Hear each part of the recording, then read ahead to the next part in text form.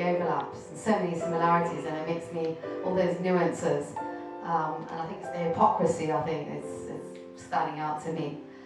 But maybe I'm going to maybe start from the beginning, from where I come from. My journey was quite difficult, I think.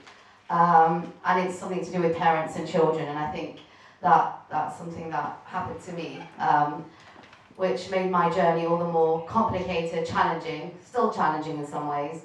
But, you know, I still have to be, I'm grateful that I am where I am, but also angry that, you know, this is still going on. We live in London, we live in the 21st century, and these communities exist, continue to exist, and there are people living compromised lives, and people out there with power causing destruction, really. So, like you say, we do have to continue. Back to my personal sort of story, I think it's interesting just to know a bit more about myself. I come from a Hasidic community. I grew up in Stamford Hill, not too far from here. It's only a bus ride or train ride. But I'm a teacher. My students always say to me, "Miss, where did you grow up?" And I always say London. And I always think, no, I didn't really grow up in London. Not the London they think. I grew up in Stamford Hill. So just very quickly, for those of you who might not know, Stamford Hill is home to a large Hasidic population. I don't know if you see these people. They wear these black coats, long side curls. A lot of the men wear fur hats. They all sort of look the same. The women tend to look quite young, having a lot of children. If you go into Stamford Hill, you will notice a lot of young women pushing buggies with lots of children in tow, which is where I come in, where one of the main sort of, and now I realise, they trap people is obviously through early arranged marriage, which is what happened to myself.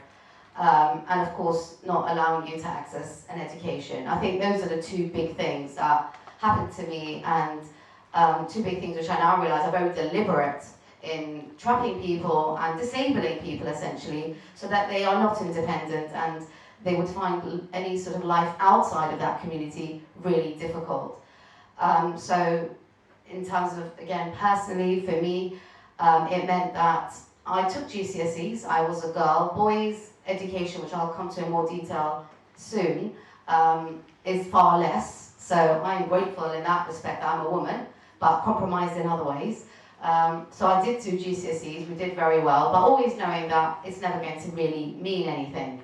I look at my daughters now, frantically thinking about their futures and thinking about careers, but Mum, what am I going to do, and university, and to me it's like, I just did my GCSEs because that's what you did, and it just didn't really mean anything. I happened to do well, but it didn't really matter, because I knew I went into a religious seminary, because that's where you went, and I knew I was going to get married. That's the trajectory, that's what's going to happen. And when I was 20, my father, well, it was actually my mum who called up the matchmaker, almost Fiddler on the Roof style. It sounds ridiculous, but that's what happened. I met my husband on a Sunday night, and I got engaged to him on a Monday night. And it's like, this man is proposing to me, and I know in my head logically, I'm 20 years old, he's asking to spend the rest of my life with, you know, I'm supposed to be, yeah, we're supposed to spend the rest of our lives together, have children together. I don't know who this man is. I don't even know anything about him. But the whole family knows, everybody's expecting it. My dad has told me he thinks this is the wonderful match, this is the wonderful man for me. So what was I going to say? I'm young, I don't know anything about life, and what was I going to do? My whole family, my grandparents, my aunts, my uncle, they're all already kind of waiting, of course, you know, because meeting between a boy and a girl, that point is the end point. All the arrangements and investigations between is the family suitable, etc. That happens before. The boy and girl meeting is just a formality. I was very nervous, obviously, and really apprehensive about getting married, but it's not something I could really voice. It was like, everybody's doing it, it's the normal, there's a big wedding. But again, it was this sense of going through the wedding day, going through the motions, not feeling happy, but everybody's looking happy. And then this realization that I'm really feeling nervous. The wedding went on for quite a long time, as weddings do in the Hasidic community, with the women on one side, the men on the other. and I'm literally coming towards the end of the wedding and I'm physically shaking. And I didn't know at the time, but the reason was because I was going to be raped. It was as simple as that. Nobody had said that, nobody thought about it. I didn't even know the word rape existed, but looking back, I now know that's what happened. So obviously, I think it was a bit of a blank, but we got married. 6 weeks later, I got pregnant, and I had my oldest daughter at the age of 21. In the Hasidic community, you don't go on birth control, because if you do, you've got to ask the rabbi, and it's got to be a really valid reason. Valid reason means you're sick, or you're ill, or you can't look after your children, which to me, I was like, well, no, but I was still thinking, well, this is a lot of children, a lot of responsibility, but you just do what everybody expects you to do. It's the norm. My mum did it, my aunts are doing it, everybody's doing it. So you just think, again, you can't question that. And I think that's the thing about closed communities, where it all looks normal and you actually don't know much about the outside world, because you don't have access to the library, certainly not the internet. The internet was only sort of coming about. Having a mobile phone was already considered kind of suspicious. So, you know, you only read the newspapers produced by the community. So this is your normal. I had three children to begin with under the age of 3. My daughter still looks at me and says, Mum, well, how's that possible? But, you know, to me that was normal. That's what you did. And then I had obviously 2 more. Just to backtrack a little bit, when I left school, I did think about continuing my education. And there was a short space between me leaving seminary and getting married when I felt like I wanted to actually do something. Teaching was something that is very encouraged in the community, because it was kind of like that's what girls did, like, you know, you're a secretary or admin assistant or something, and a teacher, because there's not that much else you could do with no qualifications. And I just thought, well, maybe I should become qualified and get an education or do something else with it. And I knew about Open University, and I also knew about a teachers training college, a religious one, but it was in Golders Green. And Golders Green was considered a more modern community compared to Stamford Hill. When I raised it to my parents, they went ballistic. It was like, no, this is not going to help. This is what do you need it for? What do you need an education for? And for some reason, I stuck to my guns and I said, no, I'll take a part-time job. I want to do this. And I did. I started the teacher's training course, and I started doing an Open University. Open University really saved my life, because in the meantime, I got married and had children, and that helped me kind of, you know, I did gain teaching qualifications. I do have a degree and I have a master's as it is as well, which turned out it did save my life, because when I had 5 children, my oldest was 8, I just felt like, no, my son, my daughters, little children, innocent, they're not going through this. That's not happening. It was the sense of like, this is an injustice that happened to me. I'm living a life that I didn't choose any of it. I was very unhappily married. My husband and I had no relationship. He was on a different planet, and expected me to wash his clothes, cook his meals. You know, we had to have sex at prescribed times of the month. That's another whole set of laws that you have to keep to. And this was a man I wasn't attracted to, and we had no connection. We had nothing in common, nothing. And it was in 2010, I wanted to end my marriage. I knew it was going to be very difficult. I knew my parents would not support me. My parents, still today, think my ex-husband is wonderful. They think he's amazing. They think I turned down the man of a lifetime. Like, how could I do this? They think that, my mum still thinks that I ruined my life by doing what I did. I think I knew it was going to be difficult. I don't think I knew exactly how, but to me it was like, it was that or else emotionally I'd be dead for the rest of my life. Like, I'd just stay with this man. And more than that, I think watching my children grow up and this kind of scenario repeating itself, I just thought, I'm going to watch my daughter get married to a stranger, and how that made me feel as a parent. How can I do that? So I sort of felt like it's a kind of now or never, and almost like you can't even think about these sort of risks that you take. It was a moment of madness or whatever, but I kind of started putting things into motion and spoke to a domestic violence charity, and spoke to a solicitor. It was all very terrifying, because as a woman, religious woman in the community, you just don't do that. Of course, as soon as I started doing that, all hell broke loose. Had a job, a very good job at a religious school. They wanted to fire me. My husband started threatening that my children will be removed from my care. My parents started coming to my house and threatening to do that. This is your own parents, threatening that they're going to get lawyers, and I'm just going to have to go for legal aid, and those lawyers are not very good. You're going to have rubbish lawyers, and you're going to lose your children, and you'll see, you'll have a mental breakdown. What are you doing? And my dad was like, and I think in some ways genuine in the way that for him it was like his whole reputation. There's this whole thing about family honour, and I'm going against that. So he was genuinely broken-hearted. But to me it was like, well, I only live once, and this is my life, and I'm 30, and I have to live my life. So I ended up in the family court fighting for the custody of my 5 children, and then thinking, well, what other life do I want to give them? And it was like, well, I want them to have a normal education. I want them to go out. We live in Britain, we have free education. I knew that from studying and being in education. Why can't my own son? And that's when I go to the education for boys. For boys, they only get 2 hours barely of secular education. They're in school for 12 hours a day from the age of like 9, 10. So it's intense religious studies. So they're being brainwashed really intensely. By the time they're 12, their secular education stops. And I'm sure you've read a little bit about Ofsted and how we are trying, as you said, working with authorities is difficult. But the fact that they are on the cause and obviously are on the case, and yes, the Haredi community has set up a charity called Khinafli to fight it, of course, because we give our children an education, and it's all the hypocrisy. And again, it's a constant, it's almost like a joke to watch the whole kind of battle. But I think Ofsted are not falling for it quite so quickly. I think that there has been progress. I hold on to that.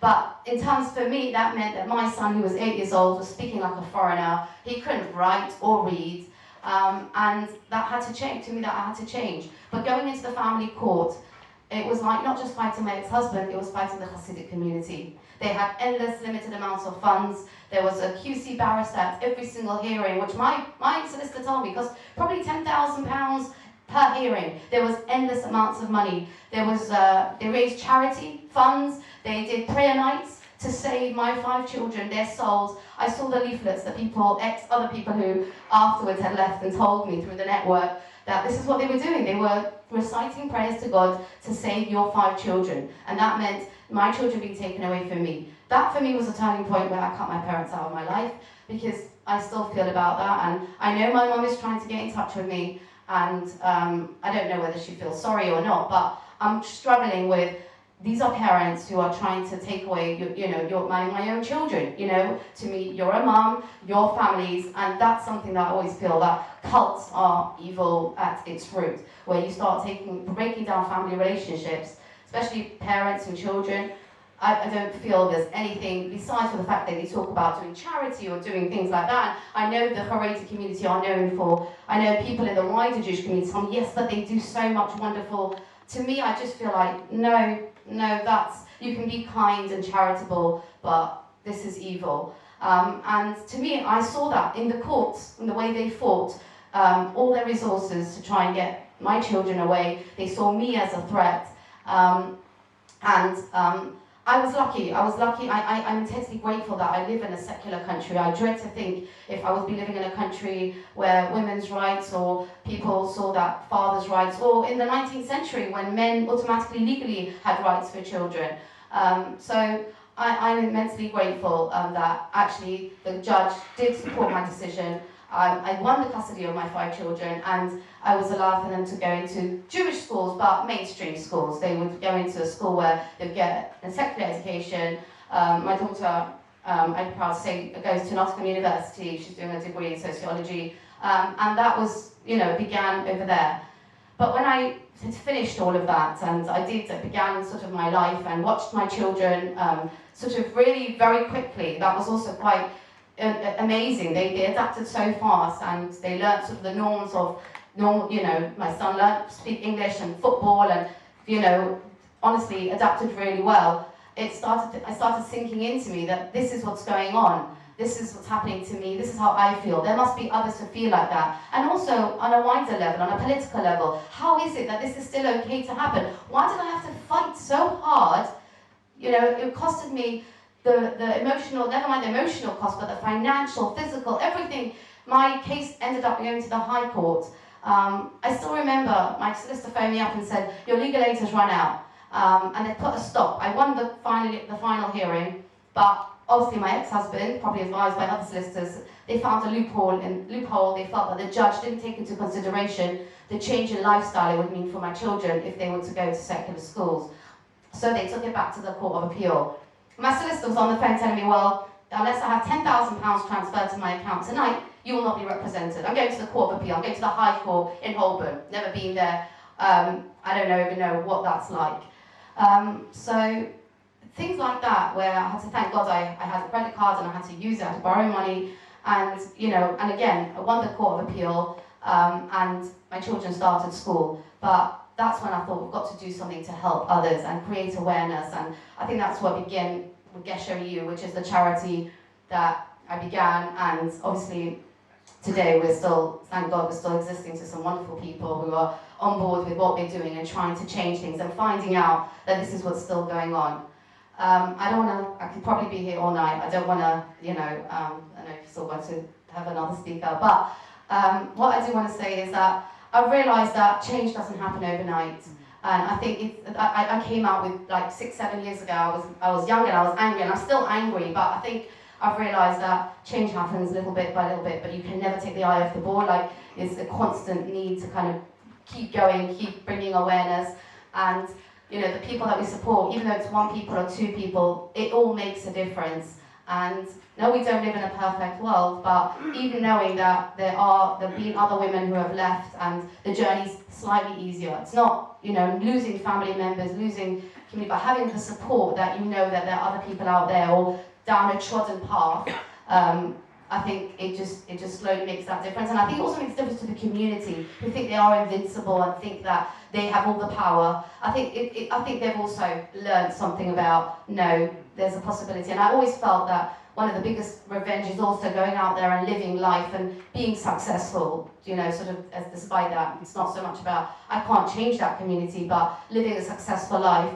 And existing beyond that community, despite the fact that they try to do everything to destroy me and destroy all the people that leave. That's what they sort of try to do. But that narrative is broken. They can say something else, but the truth is the truth.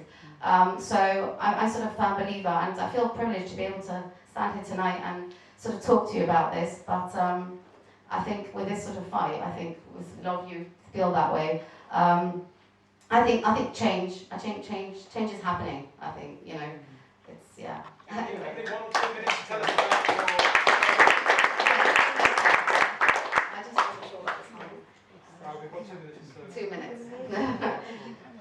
Yeah, so we're called Gesher EU. It's a bridge. We try to support individuals who leave the Hasidic community. It's still incredibly challenging, specifically for young men who don't have an education. We have one young man who's working full-time, wants to become a lawyer, wants a law degree. His English he's incredibly bright, and I'm so impressed with the essays he's been writing, but he needs the support and help to get his English. He wants to go to Russell Group University, and he doesn't have GCSEs, doesn't have A-levels. We've got organisations who are willing to help him get that, but he's working full-time, and those kind of obstacles is why charities like us need to exist. We have women in the family court trying to fight for custody of their children, to give their children an education, and the community giving them that backlash, lack of support, and also the lack of awareness. And I think that's also social workers, people, they don't see or understand that, one social worker 2 weeks ago has a meeting, but the Haredi community give children a good education. If you look on the website, if you look at the Ofsted report, it's a very good education. They don't know the brainwashing that goes on. They don't know that these children don't end up in any kind of further education.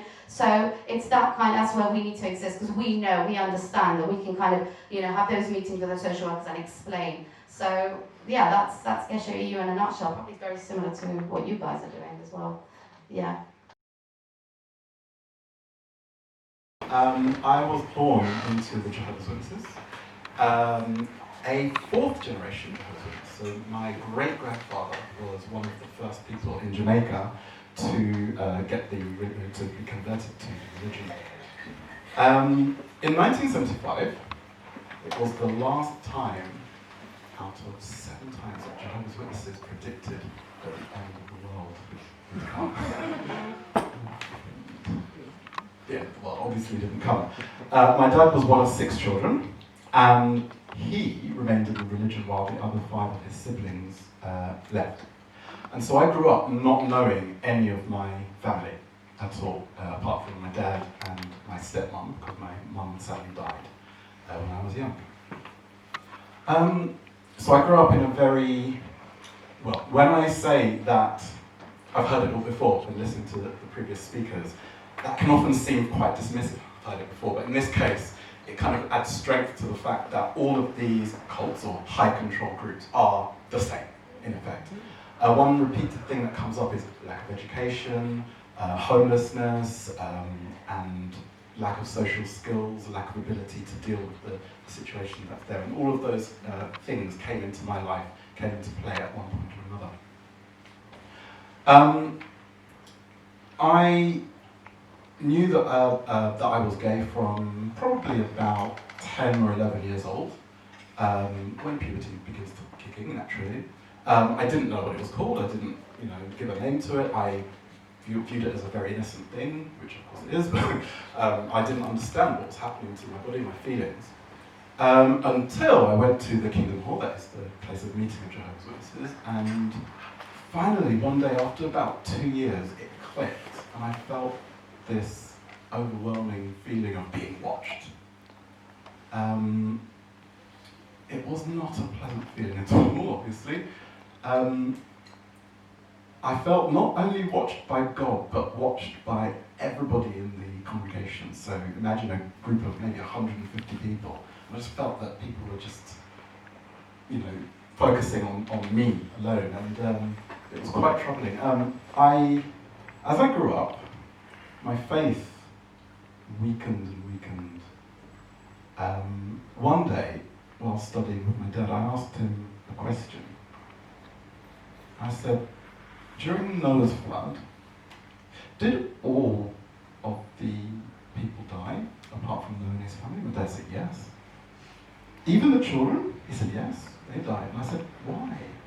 Did they do anything wrong? And he gave me a ridiculous answer about children being under the moral protection of their parents. And it just didn't fly with me. He got quite angry that I continued to ask why and continued to question. So I never questioned again. I learned that that was something that you don't do. So I quickly learned that I had to keep not only my feelings about my sexuality, but also my doubts about the religion away from my father, from my stepmom, and from the congregation. The cognitive dissonance can only last so long. When you have your core beliefs, the true person, being hidden by this other layer of this kind of fake identity, this presentation that you're constantly making in the eyes of other people, it gets very, very tiring. Cognitive dissonance it becomes a habit after a while, and it becomes easy over time in practice. But then, when you're away from that situation for any length of time, it becomes incredibly difficult to maintain these two identities. And that's what happened to me when I went over to France as part of my degree program. I decided I wasn't going to go to the Jehovah's Witness meetings while I was there, even though I still believed in the religion. And when I came back to the UK and attended a meeting again, it clicked. There was something that was wrong. I'd been baptized. I was on the outside a very faithful witness, but I could not stand listening to their views anymore. So I was made homeless. I was kicked out of my home by my dad eventually because I came out to him as not really an atheist at the time, but as a non-believer. I came out to him as gay, and he, completely disowned me. The last words that my father said to me 13 years ago, maybe not the exact last words, were, "It would have been better if you hadn't been born."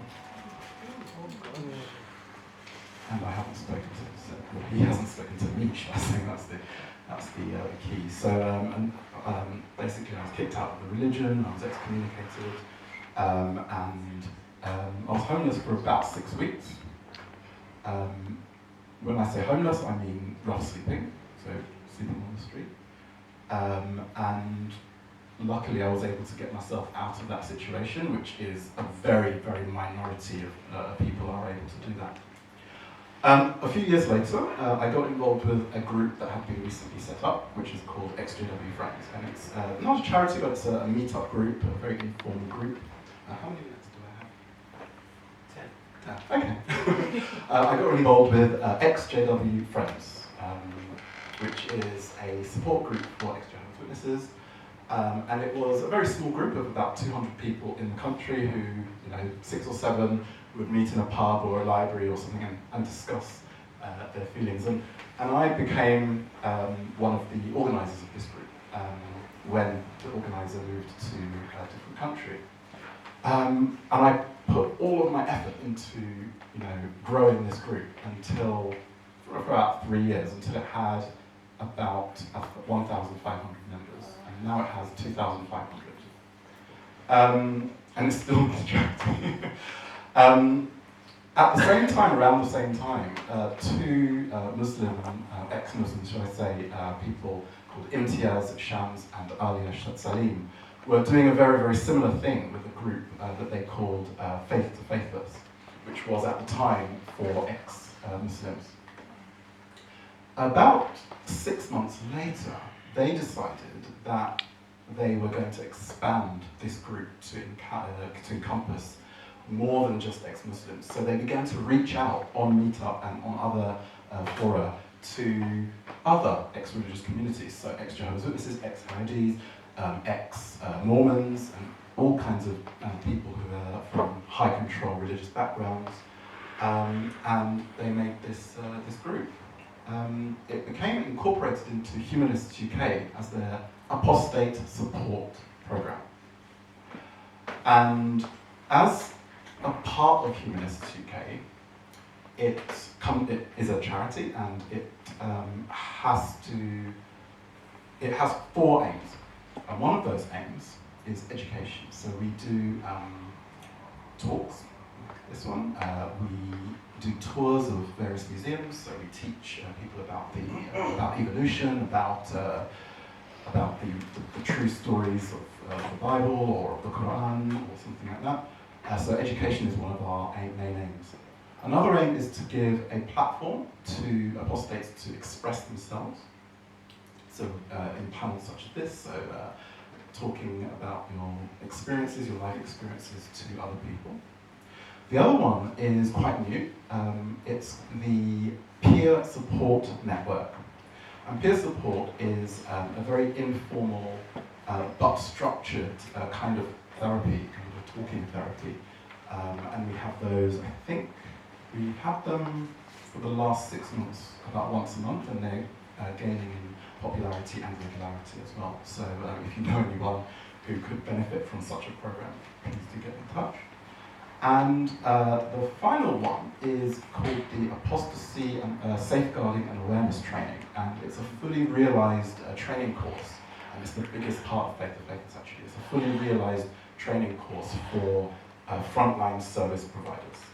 So we go into police stations, so we've done the Metropolitan Police and I believe 2 other police forces in the country. So we go in and we offer this training course for them to understand the unique circumstances surrounding apostasy. Just like as you would child safeguarding or vulnerable person safeguarding, we have this program which outlines the special needs of apostates if you come across them in your care. So police services, schools, even social services. We've done probably around 30 to 35 groups. And we're trying to encourage more service providers to do that training program.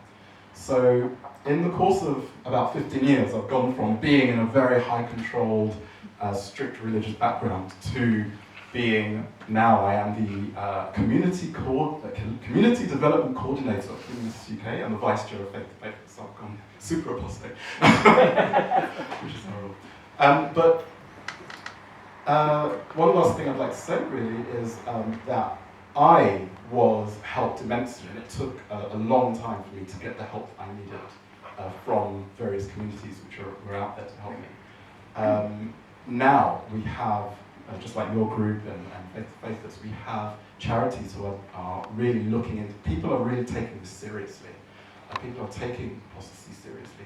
They're looking at the dangers of, for example, illegal schools or legal but not wholesome, not wholesome, that's not the right word.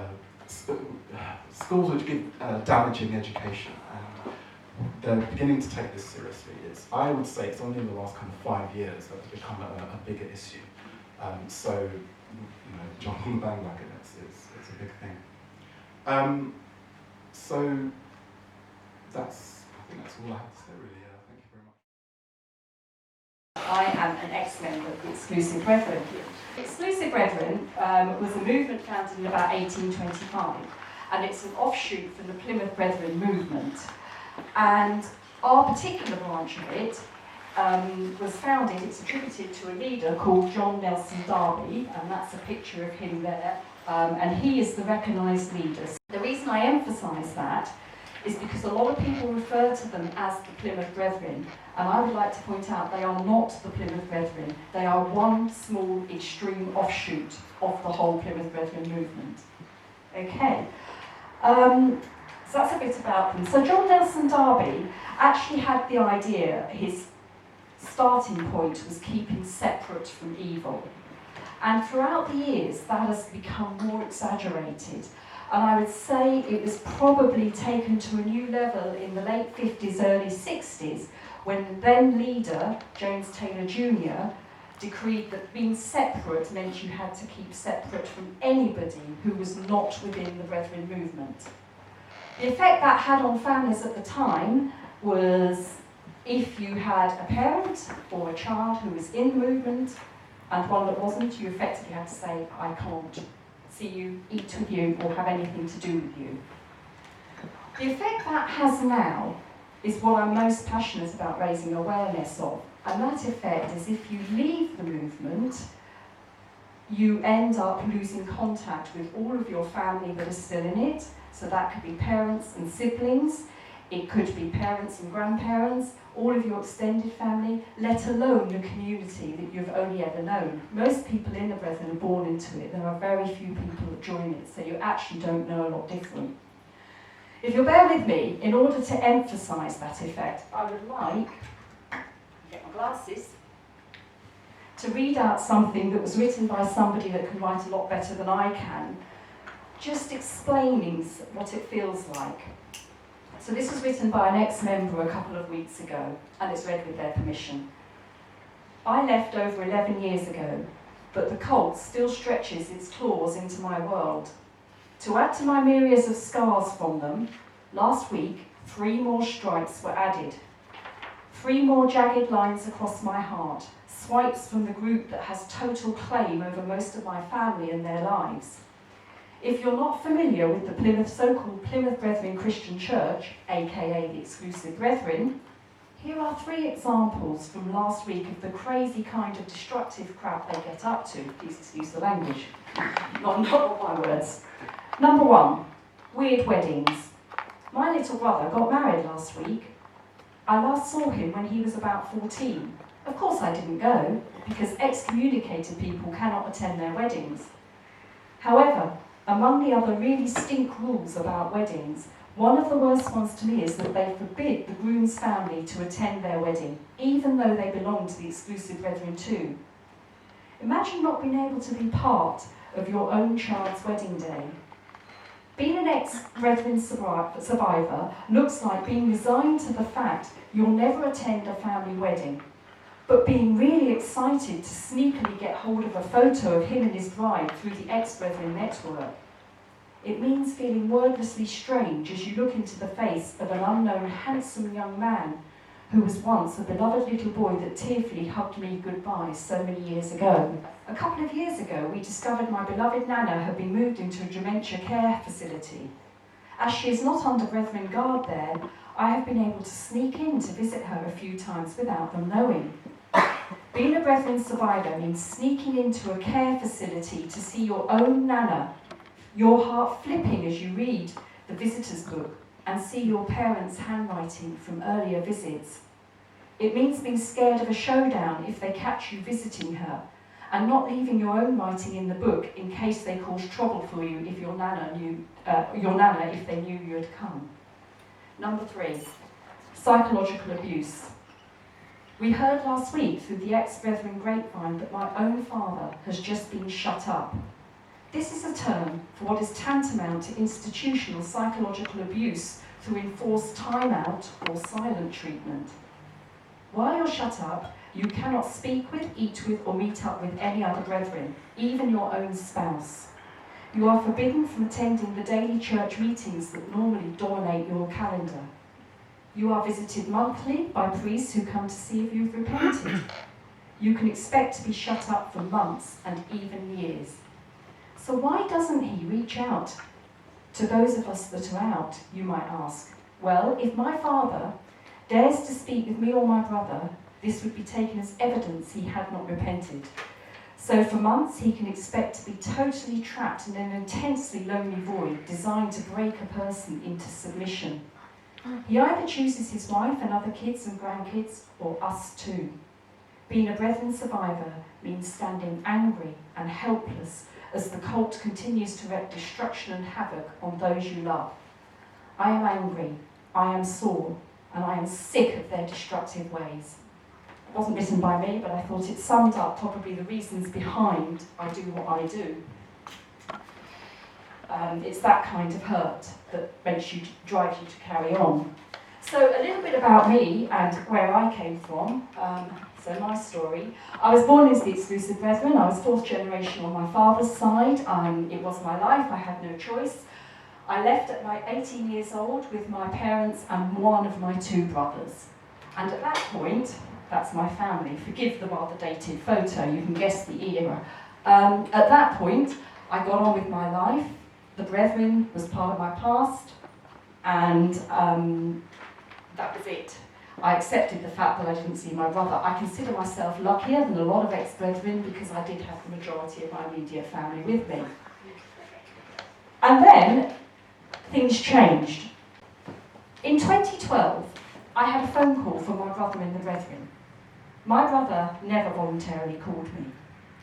And what he actually asked me at that point was whether I would be prepared to write a letter to the Charity Commission supporting the fact that the Brethren were indeed charitable and were there for public benefit. This came as a surprise to me. Needless to say, I didn't actually write the letter, but I started to dig around about what would make my brother actually pick up the phone and phone me in the circumstances of the extreme separation that the Brethren have to actually keep. So I did a bit of digging around. I seem to remember back in the 70s there was an issue with the Charity Commission. I was quite young then. And what had actually happened then was there was a Brethren member who had got the wrong side of the leaders, beg your pardon. And as a result of that, he was shut up. Now you remember I described what shut up was, tantamount to social isolation and psychological abuse in what I read out from the other ex-member.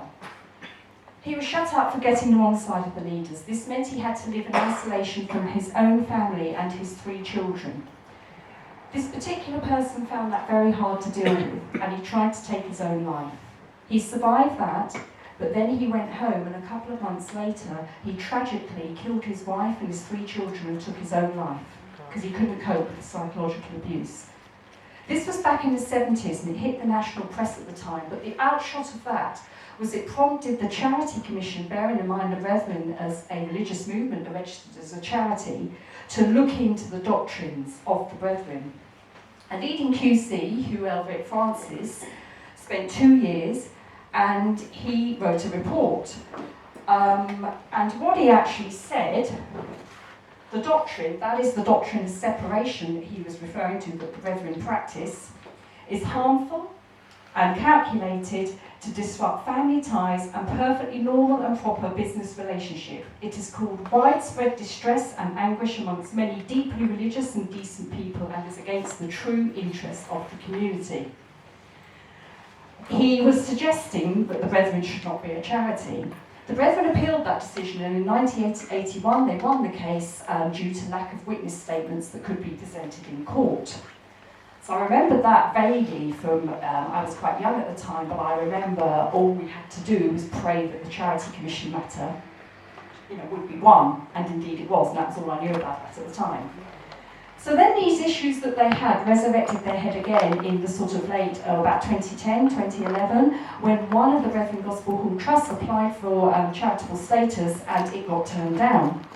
And this came as a bit of a shock to the Brethren, and they lobbied Parliament, they wrote to their MPs, there was a suggestion that they were being picked on as a minority group, and they went on the offensive. I'm just refreshing my memory. What's next? They went on the offensive to try and prove that they were there for public benefit. As a result of that, they actually set up a charitable arm called the Rapid Relief Team. And the Rapid Relief Team stands for Community, Compassion and Support. And somewhere here, that's in their words, they have excuse me, because I'm just going to actually quote their mission people. So their mission statement is to serve people with care and compassion in times of need. And their vision is for the Plymouth Brethren Christian Church to express Christian principles of care and compassion for the benevolent relief to people in need. And this was their so-called public benefit. What the Rapid Relief Team essentially do is provide food to the emergency services when there is perhaps a disaster. So, for example, at the Manchester bombings, we also have a nice Rapid Relief team there providing food for the emergency service that were working there. There was one particular occasion that they provided food and beanie hats to homeless people at Euston Station on Christmas Day in December 2017. And there's a picture of them there. You can see the Rapid Relief Team tent in the background. The reason this actually gets the heckles of a lot of ex-members up is their doctrines of separation have made many people, including my own husband, homeless.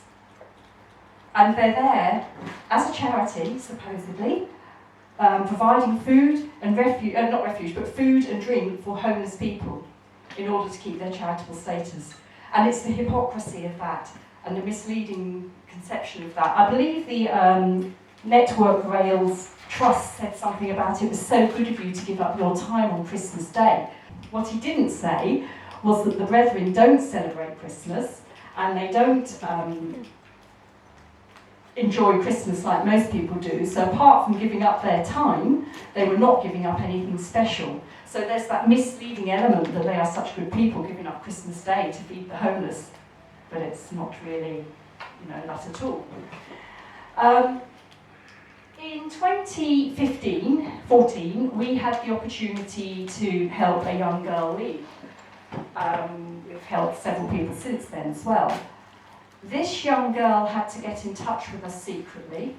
Can I backtrack a little bit?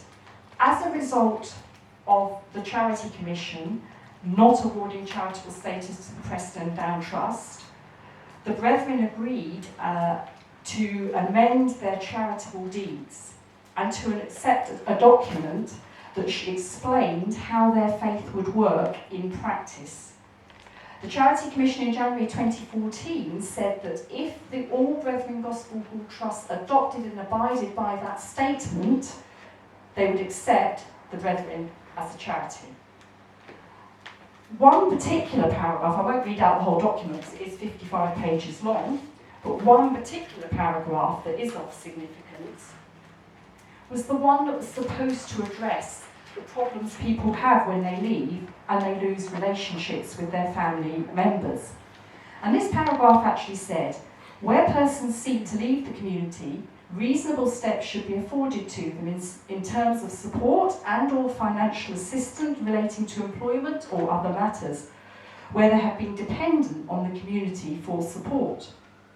Reasonable steps also should be taken to allow continuation of family relationships where a family member has left the community, including providing access to family members, in particular children.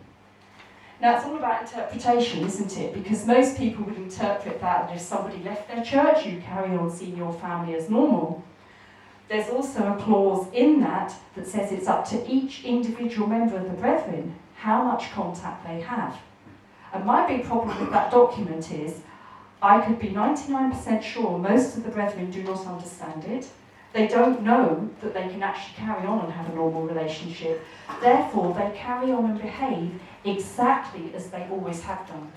From their point of view, the Charity Commission issue is settled. So they will carry on behaving exactly as they always have done. So what that means is, if somebody leaves, they cut them off. Or they lose a relationship. They may have a marginal contact. I think it's fair to say some people that are out of the brethren do have contact, but you do not have a relationship. And to me, the two are very different. Very, very different. So to go back to what I was saying, we had a young girl who was in a bit of a state. She was all right, but she wanted to leave. And through the internet grapevine, she got in touch with us. She actually had no idea about this document. Admittedly, it was only about 6 weeks after it had been agreed between the Charity Commission and the Brethren. She had no idea that they would have tried to help her. I don't think they would have done if she'd asked, but she had no idea that they would try and help her. And at the time she left, we had the opportunity to make it into a documentary. And at the documentary, the Brethren actually put a statement out at the end of it.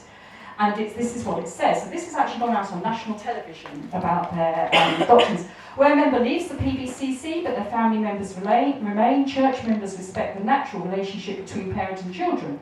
The PBCC is committed to allowing the continuation of family relationships in line with the principles set out in Faith and Practice, which has been accepted by the Charity Commission. Okay, I'm going to skip on a little bit. I've also done some talks online to raise awareness. The one point I want to make is this here is the Facebook page of the Brethren, of which it says, family is at the heart of everything we believe and everything we do. I want to come on to something slightly more personal now.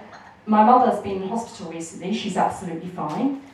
I kept my eldest brother informed of her progress, and we had quite a few messages, which was quite nice. I want to just put this message up on the board, anonymised obviously, because this shows what happens when you go over the mark. And I hope you can read it. So I'm on the right-hand side, so my brother says, just been out for tea, and I ask, am I allowed to ask who you went to? Bearing in mind, I know most of the people he mixes with, I grew up with them. And I get this reply, I guess in view of our respective positions, it's best we leave it there. Happy for essential communications, but leave it there. So that's what I mean about you can have contact, but if you just get that little bit too close, the shutters come down. And to try and describe the hurt, my mother didn't actually want to message my brother. She was happy for me to keep him informed, but she didn't want to message him because she didn't want that hurt. She didn't want the shutters to come down again once she was better. So I am quite active in trying to help people leave. That's probably the main bit of what I do, but in also trying to raise awareness with people like the Charity Commission and so on, that what they think is happening is quite simply not happening. It's hard work with the authorities, as you said, Tom. Yeah, but we'll keep going. Okay, so thank you for listening.